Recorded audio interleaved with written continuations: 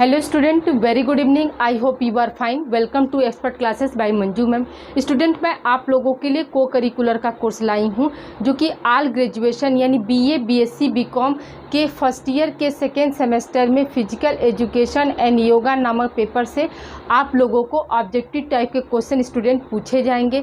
अभी तक आप लोगों का expert classes by Manju ma'am के द्वारा 17 चैप्टर कंप्लीट हो गया है और उसका प्रैक्टिस सेट भी यूट्यूब पर सॉल्व करा दिया गया। स्टूडेंट, प्रेजेंट टाइम में अभी आप लोगों का 18 चैप्टर कंप्लीट हुआ है जो कि आपका था गर्भपात, मेडिकल गर्भपात क्या होता है और गर्भ निरोधन यानी बर्थ कंट्रोल हम कैसे करेंगे, ये चैप्टर था। आज उसी चैप्टर से रिलेटेड कुछ हम आपको क्वेश्चन लाए हैं जो कि वन लाइनर फॉर्म में है, लेकिन आपको एग्ज़ाम में 4 ऑप्शन के रूप में ही दिया जाएगा स्टूडेंट। तो आइए हम कंटिन्यू करते हैं।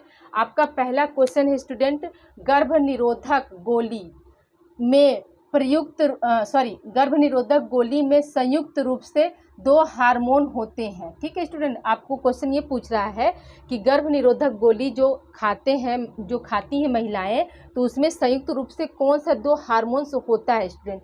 तो याद रखिएगा कौन सा 2 हार्मोन्स हो जाएगा, आपका एस्ट्रोजन हो जाएगा स्टूडेंट। ठीक है, एस्ट्रोजन तथा दूसरा क्या हो जाएगा, प्रोजेस्टेरॉन हार्मोन। कौन सा रहता है स्टूडेंट, प्रोजेस्टेरॉन हार्मोन ही क्या करता है स्टूडेंट, प्रेगनेंसी में सहायक होता है। आपको क्वेश्चन अगर यहाँ पे ऐसे पूछ सकता है स्टूडेंट कि वह कौन सा हार्मोन है जो प्रेगनेंसी के लिए जिम्मेदार होता है या सहायक होता है, तो हम क्या बताएंगे, प्रोजेस्टेरॉन होता है। आपका एस्ट्रोजन कैसा हार्मोन है स्टूडेंट, याद रखिएगा कि प्रोजेस्टेरॉन और एस्ट्रोजन दोनों कैसा हार्मोन है, तो फीमेल सेक्स हार्मोन होते हैं। कैसा hormone student, female sex hormone होते हैं। ठीक है स्टूडेंट, ये आपको क्वेश्चन याद हो गया होगा। ठीक है, आपको ऑप्शन में दे देगा स्टूडेंट की संयुक्त हार्मोन में 2 हार्मोन का नाम जैसे दे दिया, आपका पहला दे दिया प्रोजेस्टेरॉन तथा इंसुलिन, दूसरा आपका दे देगा प्रोजेस्टेरॉन तथा एस्ट्रोजन। ठीक है, तीसरा आपको दे देगा एस्ट्रोजन तथा थायरॉक्सिन, फिर चौथा ऑप्शन दे देगा एस्ट्रोजन तथा एड्रेनलिन। आपके 4 ऑप्शन रहेंगे, लेकिन आपको याद रखना है कि क्या बोल रहा है, बर्थ कंट्रोल के लिए। तो प्रोजेस्टेरॉन हार्मोन जो होता है वो बर्थ के लिए जिम्मेदार होता है। तो इस गोली में क्या किया जाता है, इस गोली में प्रोजेस्टेरॉन और एस्ट्रोजन हार्मोन्स को सम्मिलित किया जाता है, जो कि क्या करते हैं, जो कि आपके इस हार्मोन की सक्रियता को, या यूं कह सकते सक्रियता नहीं होगा, जो अंडोत्सर्जन है उसकी क्रियाशीलता को क्या करते हैं, ये दोनों हार्मोन कम कर देते हैं या धीरे धीरे उत्पादित करते हैं स्टूडेंट। ठीक है, आई होप यहाँ तक आप लोग को इस क्वेश्चन का मतलब समझ में आ गया होगा। दूसरा क्वेश्चन देखिए स्टूडेंट, छोटा सा लचीला टी आकार का उपकरण है जिसे डॉक्टर द्वारा गर्भाशय में रखा जाता है स्टूडेंट। क्वेश्चन आपका पूछ रहा है कि वो छोटा सा आकार का टी आकार का कौन सा उपकरण है जिसे डॉक्टर फीमेल के गर्भाशय यानी यूटरस में रखते हैं, उसका नाम पूछ रहा है स्टूडेंट। तो हम क्या बताएंगे, कॉपर टी। कौन सा इंस्ट्रूमेंट है स्टूडेंट, कॉपर टी होता है। कौन सा है आपका, कॉपर टी होता है। ये क्या करता है स्टूडेंट, ये आपके बर्थ कंट्रोल में सहायक होता है। ये कितने साल के लिए लगाया जाता है या फीमेल के यूटरस में डाला जाता है स्टूडेंट, तो हम क्या बताएंगे, ये 10 साल के लिए होता है। इसको लगाने से क्या फ़ायदे हैं स्टूडेंट, याद रखिएगा कि कॉपर टी में IUD नामक एक पदार्थ पाया जाता है जो क्या करता है, जो सीमेन यानी स्पर्म की जो सक्रियता होती है उसको कम करने का कार्य करता है। कौन, कॉपर टी में IUD। ठीक है स्टूडेंट, आइए अगला क्वेश्चन है आपका, यौन संयम तथा निकासी गर्भ निरोधक के साधन है। क्वेश्चन आपको पूछ रहा है स्टूडेंट कि यौन संयम तथा निकासी गर्भ निरोधक के साधन है। यहाँ आपके ऑप्शन में दे देगा अस्थायी, पहला आपको ऑप्शन दे दिया अस्थायी साधन, दूसरा दे देगा अस्थायी साधन, तीसरा दे देगा प्राकृतिक साधन और चौथा दे देगा इनमें से कोई नहीं। तो हम क्या बताएंगे स्टूडेंट, आपको क्लास में हमने इसको एक्सप्लेन किया था स्टूडेंट कि यौन संयम और निकासी क्या होता है। तो संयम में हमने आपको क्या बताया था स्टूडेंट कि संभोग से बचना यानी सेक्स करने से बचना, अपने आप पर संयम रखना, ये क्या होता है आपका संयम में आएगा। और निकासी का मतलब क्या बताया था स्टूडेंट कि जो मेल का स्पर्म या सीमेन होता है उसे क्या है, फीमेल के योनि यानी वेजाइना में प्रवेश नहीं करने देना होता है। फीमेल क्या करता है, अपना जो सीमेन होता है वो बाहर ही स्खलन कर लेता है स्टूडेंट। तो ये कैसा आपका मतलब गर्भ निरोधन का साधन है स्टूडेंट, तो याद रखिएगा रखिएगा कि ये कैसा है, आपका प्राकृतिक साधन है। कैसा साधन है स्टूडेंट? प्राकृतिक साधन है, या इसको नेचुरल भी बोलते हैं। इंग्लिश में क्या बोलेंगे?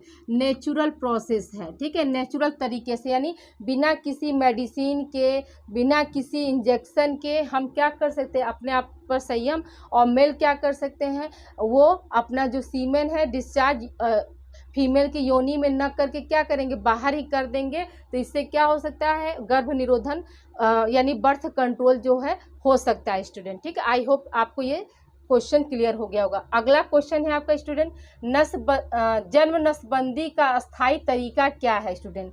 तो हमने आपको बताया था अस्थाई तरीका का मतलब क्या है स्टूडेंट? परमानेंट तरीका, यानी फिर फिर वह व्यक्ति न तो पिता बन सकता है और फिर वह फीमेल क्या है, न तो माँ बन सकती है। अस्थाई तरीका का मतलब क्या है कि परमानेंट नसबंदी, यानी फिर वो भविष्य में माता पिता नहीं बन सकते हैं। तो आपको हमने क्लास में बताया था कि जो जन्म नसबंदी का अस्थाई तरीका क्या था स्टूडेंट? तो दो था अस्थाई तरीका, क्या? पुरुष नसबंदी और महिला नसबंदी। तो यहाँ पर आंसर क्या हो जाएगा आपका? नसबंदी। क्या हो जाएगा? नसबंदी जो है आपका क्या है, ये अस्थाई तरीका है, ठीक है। अगला क्वेश्चन है आपका स्टूडेंट, भारत में गर्भपात की कानून रूप से किस नियम के तहत स्वीकार किया गया? यानी भारत में कौन सा कानून लाया गया जिसके तहत गर्भपात को स्वीकृति मिली? तो स्टूडेंट याद रखिएगा कि गर्भ समाप्ति कानून आया था। कौन सा कानून आया आपका?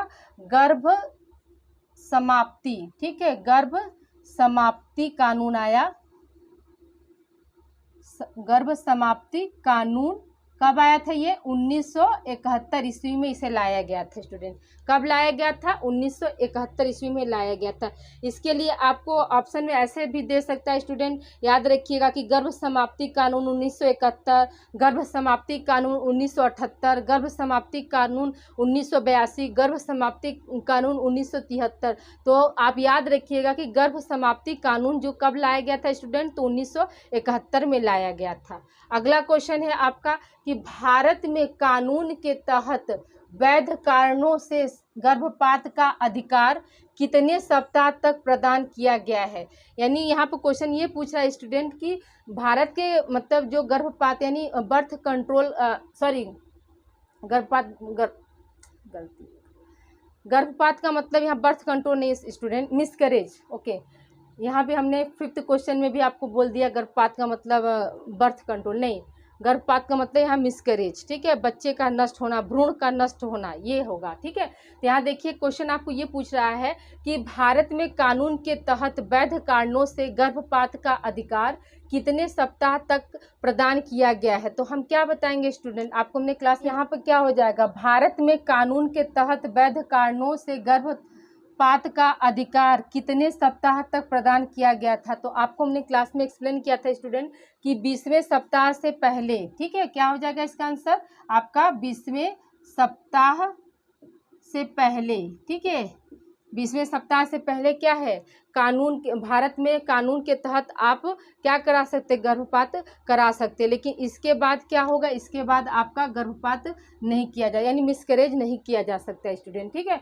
आप दोनों क्वेश्चन में कंफ्यूज मत होइएगा। एक क्वेश्चन में आपको ये पूछ रहा है कि भारत में गर्भपात यानी मिसकैरेज जो हो रहा है, वो एबॉर्शन हो रहा है, वो किस कानून के तहत आया? तो हम क्या बताएंगे, गर्भ समाप्ति कानून के तहत किस सन में? 1971 में लाया गया था। और फिर इसी कानून को मतलब कितने सप्ताह के लिए मान्यता दी गई कि मतलब इतने सप्ताह का आपका भ्रूण रहेगा तो उसका एबॉर्शन हो सकता है या मिसकैरेज हम कर सकते हैं। तो कब का है स्टूडेंट आपका? ये 20वें सप्ताह से है, ठीक है स्टूडेंट। आई होप यहाँ तक आप लोग को क्लियर हो गया होगा। अगला क्वेश्चन है स्टूडेंट की सर्जिकल नसबंदी का उदाहरण है, ठीक है। क्वेश्चन आपसे पूछ रहा है स्टूडेंट कि सर्जिकल नसबंदी जो है किसका उदाहरण है? तो आपके ऑप्शन में रहेगा अस्थायी जन्म नियंत्रण, दूसरा रहेगा अस्थायी जन्म नियंत्रण, तीसरा रहेगा ए तथा बी दोनों, और चौथा रहेगा इनमें से कोई नहीं। तो हम क्या बताएंगे स्टूडेंट कि जो सर्जिकल नसबंदी का उदाहरण क्या है, कैसा उदाहरण है आपका? अस्थायी जन्म नियंत्रण है, अस्थायी जन्म नियंत्रण होता है। क्या होता है स्टूडेंट? अस्थाई जन्म नियंत्रण होता है। सर्जिकल नसबंदी किसका उदाहरण है? तो अस्थाई जन्म नियंत्रण का उदाहरण है। ठीक है स्टूडेंट, अगला क्वेश्चन है आपका कि कंडोम इस्तेमाल करते समय इनमें से किसका उपयोग किया जाना चाहिए। ठीक है, कंडोम क्वेश्चन आपका पूछ रहा है कि कंडोम इस्तेमाल करते समय इनमें से किसका उपयोग किया जाना चाहिए। आपका ऑप्शन है ए वैसलीन, बी ऑप्शन है तेल, सी ऑप्शन है क्रीम और चौथा ऑप्शन है उपरोक्त सभी। तो स्टूडेंट याद रखिएगा कि कंडोम इस्तेमाल करते समय इनमें से सबसे पहले हम किसका यानी इन तीनों चीज़ों का यूज कर सकते हैं। वैसलीन का भी प्रयोग कर सकते हैं, तेल का भी प्रयोग करना चाहिए, क्रीम का भी प्रयोग करना चाहिए। ठीक है, वैसलीन, तेल, क्रीम इनमें से कोई भी है तो उन कर सकते हैं, यानी ऑप्शन डी यहाँ पे सही होगा स्टूडेंट। ठीक है, यहाँ पे क्या हो जाएगा आपका ऑप्शन डी सही हो जाएगा। अभी कुछ क्वेश्चन और रिमेन है स्टूडेंट, इसे आप लोग राइट डाउन कीजिए। कुछ क्वेश्चन और हम आप लोग को सॉल्व करा रहे हैं। यहाँ पर क्वेश्चन पूछ रहा है कि इनमें से कौन सी गर्भ निरोधन की हार्मोनल विधि नहीं है स्टूडेंट। आपको देखिए यहाँ पर नहीं शब्द दे रहा है, इस पर आप विशेष ध्यान दीजिएगा। अधिकतर स्टूडेंट क्या होते हैं यहाँ पर गलती कर जाते हैं स्टूडेंट। तो देखिए यहाँ पर क्या है, पहला क्या है ऑप्शन इंजेक्शन, दूसरा ऑप्शन है पैच, तीसरा ऑप्शन है गर्भ निरोधक, चौथा ऑप्शन है नसबंदी स्टूडेंट। तो देखिए स्टूडेंट, हार्मोनल विधि में तो आपका इंजेक्शन भी आएगा। इंजेक्शन में क्या होता है, प्रोजेस्टेरॉन और एस्ट्रोजन की मात्रा मिलाया जाता है, जो क्या करते हैं, जो कि आपके ओवुलेशन यानी अंडोसर्जन की जो प्रक्रिया होती है उसको क्या करते हैं, धीमी कर देते हैं। पैच में भी वही होता है और गर्भ निरोधक गोली में भी क्या होता है, एस्ट्रोजन और प्रोजेस्टेरॉन की मात्रा रखी जाती है, जिससे क्या होता है, ओवुलेशन यानी अंडोसर्जन की जो क्षमता होती है वो कम हो जाती है। और दूसरा क्या हो जाएगा, और लास्ट में क्या है ऑप्शन डी आपका नसबंदी। तो नसबंदी जो है स्टूडेंट ये आपका हार्मोनल विधि नहीं है। कैसा नसबंदी कैसा विधि है स्टूडेंट, तो याद रखिएगा कि अस्थाई जन्म नियंत्रण विधि है। यानी नसबंदी कराने के बाद जो कोई भी महिला हो वो क्या है, वो माँ नहीं बन सकती, या कोई भी पुरुष है वो पिता नहीं बन सकता। पुरुष में स्पर्म तो बनेगा, सीमन बनेगा, लेकिन क्या होगा, वो जो स्पर्म बनने की जो क्षमता होती है, यूँ कह सकते जो मात्रा होती है, जो क्वांटिटी होती है, वो क्या हो जाएगी, कम हो जाएगी। कब आपका जब नसबंदी, किसी भी पुरुष का जब नसबंदी हो जाएगा, किसी मेल का नसबंदी हो जाएगा, तो उसमें क्या होता है, सीमेन बनता है, या यूँ कह सकते कि स्पर्म बनने की जो क्वांटिटी होगी वो कम हो जाएगी। ठीक है, यानी सीमेन जो होगा वो कम मात्रा में रिलीज होगा, इसे कह सकते हैं स्टूडेंट। ठीक है, आई होप ये आपका 9 क्वेश्चन आपको क्लियर हो गया होगा स्टूडेंट। अगला क्वेश्चन स्टूडेंट, खाली स्थान पहले है, गर्भ निरोधक में एक रसायन होता है जो शुक्राणु को मारता है। ठीक है, गर्भ निरोधक यानी बर्थ कंट्रोल में एक रसायन होता है जो क्या करता है, शुक्राणु यानी स्पर्म को मारने का कार्य करता है। तो पहला ऑप्शन क्या है, हार्मोनल, दूसरा ऑप्शन है शुक्राणुनाशक, तीसरा ऑप्शन है अंतर्गर्भाशयी डिवाइस और चौथा ऑप्शन है आपातकालीन गर्भ निरोधक। तो नहीं स्टूडेंट, देखिए यहाँ पे क्या हो जाएगा, शुक्राणुनाशक, यानी ऑप्शन बी आपका सही हो जाएगा। शुक्राणुनाशक गर्भ निरोधक में एक ऐसा रसायन होता है जो क्या करता है, शुक्राणु को